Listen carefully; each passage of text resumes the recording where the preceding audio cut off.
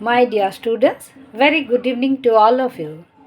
Today I am here again with another chapter, and the name of the chapter is The Last Lesson, written by Alphonse Daudet. You know, Alphonse Daudet was a French novelist and a short story writer. And the last lesson was set in the days of the Franco-Prussian War, in which France was defeated. Last lesson जो set किया गया था Franco Prussian war के time में, जब France defeat हुआ गया था and the two districts of France Alsace and Lorraine have passed into Prussian hands. जो फ्रांस के दो मेन डिस्ट्रिक्ट थे अल्सास एंड लॉरेन, वो प्रूशिया के हाथ चला गया था। The central characters of the story was Franz, F-R-A-N-Z, Franz, a French boy, and M. Hamel, who was a French teacher and who had been teaching for 40 years. 40 वर्ष से वो teaching की प्रोफेशन में थे उस स्कूल में. So this boy, that is France, was reluctant to go to school. वो school में जाना नहीं चाहते थे. So he started for school that day, that morning, very late. जैसे कि उसका स्कूल में जाने अच्छा नहीं लगता, तो जिस दिन वो स्कूल था that morning, उस दिन सुबह वो थोड़ा लेट स्कूल पहुँचे. He was afraid of scolding, as his teacher would question on participles. वो डांटने के लिए डरते थे क्योंकि उसके टीचर जो एम हैमल वो पार्टिसिपल पे ऊपर क्वेश्चन करने वाले थे and he did not learn anything regarding participle के बारे में वो कुछ नहीं सीखे थे. So he was afraid of scolding. और डांटने के लिए डरते थे कि वो उसके टीचर अब डांटेंगे. And when he reached at school, जब वो स्कूल पहुँचे, the atmosphere was silent. He thought that his teacher would scold him. उसके टीचर उसको डांटेंगे, एक्स्ट्रा एटमोसफियर होगा, क्रिएट होगा, but nothing happened. The atmosphere was silent. वो जो सिचुएशन थे वो पूरा साइलेंट था, कुछ नहीं कहा उसके teacher. And surprisingly Hamel did not scold him for being late करने के लिए उसे कुछ भी नहीं कहा, कुछ डांटा भी नहीं उसके टीचर ने. That day mister Hamel, M Hamel, was dressed in a special attire.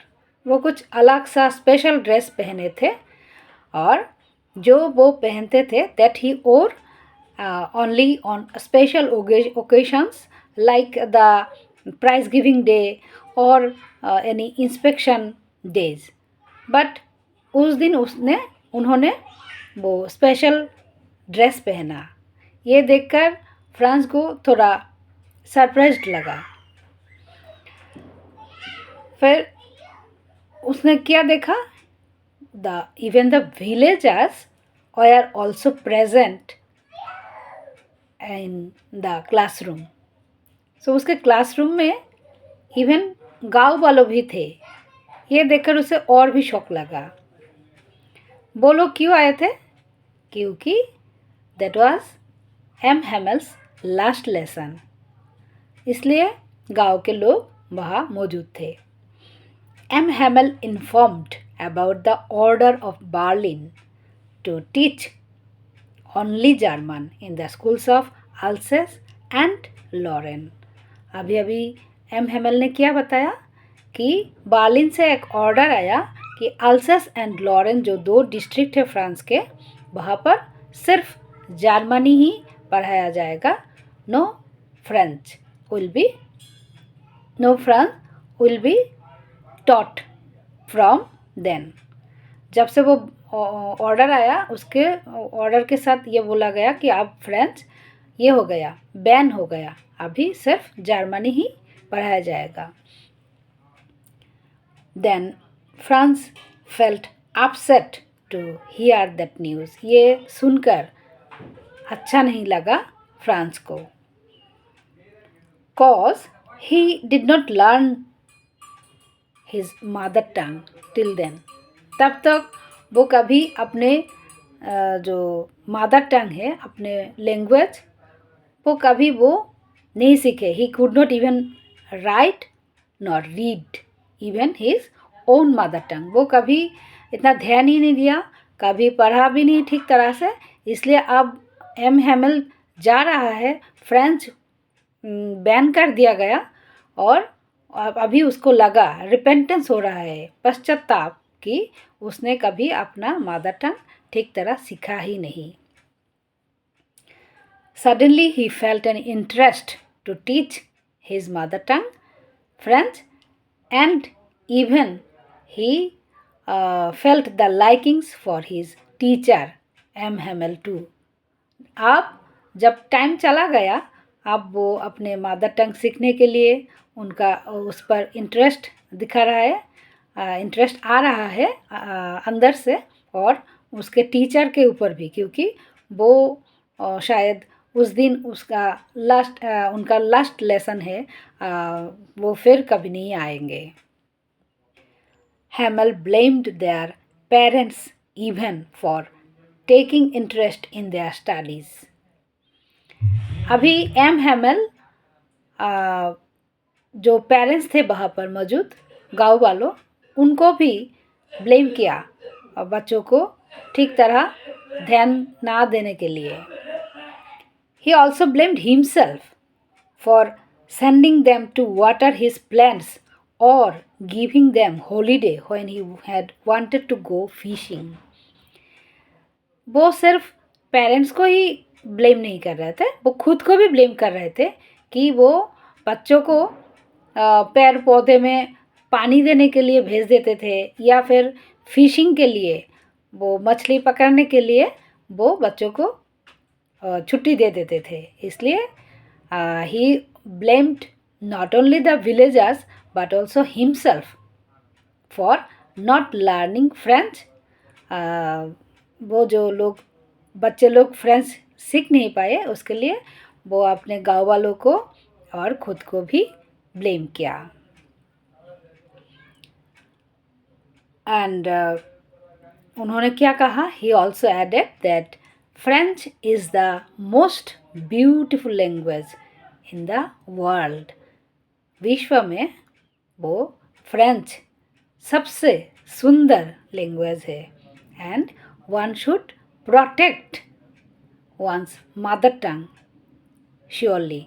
हर किसी को अपना मदर टंग सीखना चाहिए और प्रोटेक्ट करना चाहिए, ताकि जब भी कोई ज़रूरत आन पड़े तो ये जो की है मदर टंग, अपना लैंग्वेज, वो काम आ सके।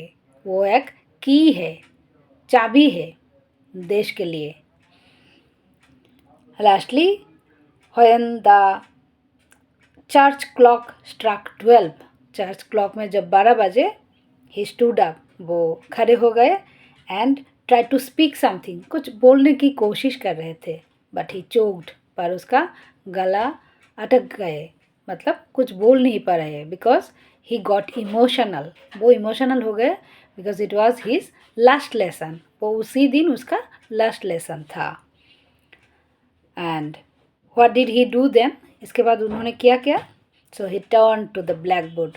फिर वो कुछ कह नहीं पा रहे थे, तो ब्लैक बोर्ड के उधर उस तरफ गए, and wrote as large as he could, जितना बड़ा वो लिख सके उसी बड़े ये लेटर में उन्होंने लिखा, वाइव ला फ्रांस। इसका मतलब है लॉन्ग लिव फ्रांस, फ्रांस अमर रहे। एंड ये बोलकर वो सिग्नल दे रहे थे सबको टू लीव, मतलब गुड बाय बोल रहे थे कि आप, it is the right time to say goodbye. So I hope you have understood the message hidden in this story that the importance of language, that is importance of learning one's mother tongue, is very much important for everyone. क्योंकि अपना mother tongue अगर नहीं सीख पाए तो दूसरे भाषा हम सीखने की काबिल नहीं रहेंगे। तो पहले अपना मातृभाषा को ऑनर देना चाहिए। जैसे कि तुम लोगों ने देखा कि यहाँ पर गांव वाले भी उस क्लास में उपस्थित थे, इसलिए कि वो अपने भाषा के ऊपर अपने बच्चे के जो स्कूल का टीचर है एम हेमल, वो 40 साल टीचिंग दे रहे थे वो एक ही स्कूल में। तो उनको ऑनर करने के लिए, दिखाने के लिए, और वो अपने जो फ्रेंच लैंग्वेज है उसको भी ऑनर देने के लिए वो लोग भी यहाँ उपस्थित थे। तो इसमें सब दिखाया गया कि अपना मातृभाषा कितना इम्पोर्टेंट है। और I hope you have understood now the meaning and the actual जो सिग्निफिकेंस है इस स्टोरी का, लास्ट लेसन वो तुम लोगों ने समझा। और अपना जो क्वेश्चन आंसर आएगा वो अपना हिसाब से माइन्यूटली, केयरफुल्ली वो तुम ट्राई कर सकोगे। तो thank you once again, dear students. Just go through the lesson again, and you must be able to write any question that you will try to answer them. So thank you.